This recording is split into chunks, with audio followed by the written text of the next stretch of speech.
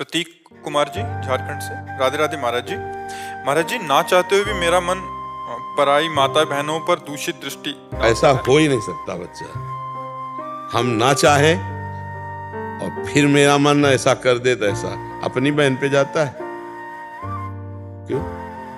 वो भी तो स्त्री है।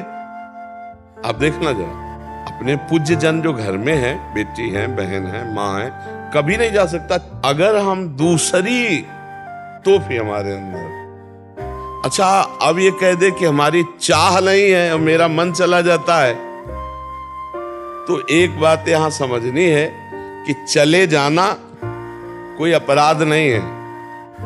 आज तक इसका दंड कहीं विधान लिखा हो शास्त्र में या कानून में तो हमें बताना कि तुम्हारा मन चला गया तो तुम्हें फांसी की सजा होगी। ऐसा कोई भी दंड विधान नहीं। क्रिया ना होने पावे, क्रिया में है कलिकर एक पुनीत प्रतापा और मानस पुण्य होए और नहीं पापा।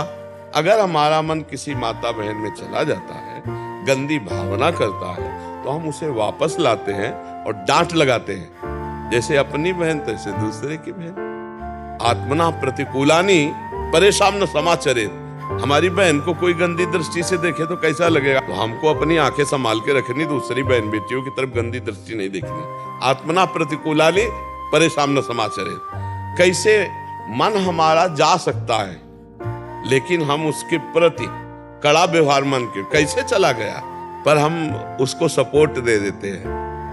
हम कहते जरूर ऊपर से कि हम चाहते नहीं, पर हम चाहते हैं कि जो मन संकल्प विकल्प कर रहा है भोगने को मिल जाए तो बहुत बढ़िया है। अंदर से सुख बुद्धि होने के कारण बाहर से ना चाहने की वृत्ति होने पर भी हमारे द्वारा पाप कर्म बन जाते हैं, क्योंकि अंदर से हम चाह किए हुए हैं, अंदर से सुख बुद्धि है। जिस दिन अंदर से सुख बुद्धि खत्म हो गई तो जैसे अपनी बहन को देखने पर विकार नहीं आता, ऐसे दूसरे की बहन को देखने पर विकार नहीं आएगा। उसमें भोग में सुख बुद्धि है, इसलिए हमारा मन चला जाता है।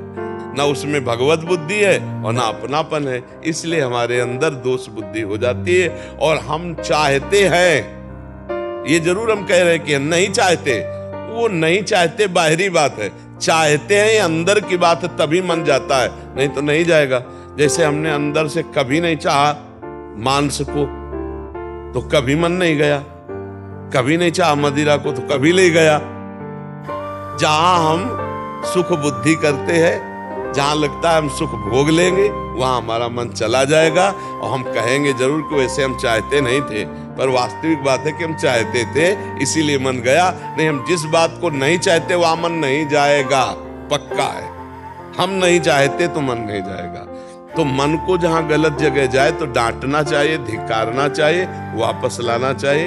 ऐसी गलती कभी न करे, नहीं तो उससे लोक परलोक सब नष्ट हो जाता है, बुद्धि भ्रष्ट हो जाती है। बहुत सावधानी से मनुष्य जीवन काटा जाए, आगे चलकर ब्याह हो जाए, अपने घर गृहस्थी में जैसे जिया जाता जियो, पाप कर्म मत करो।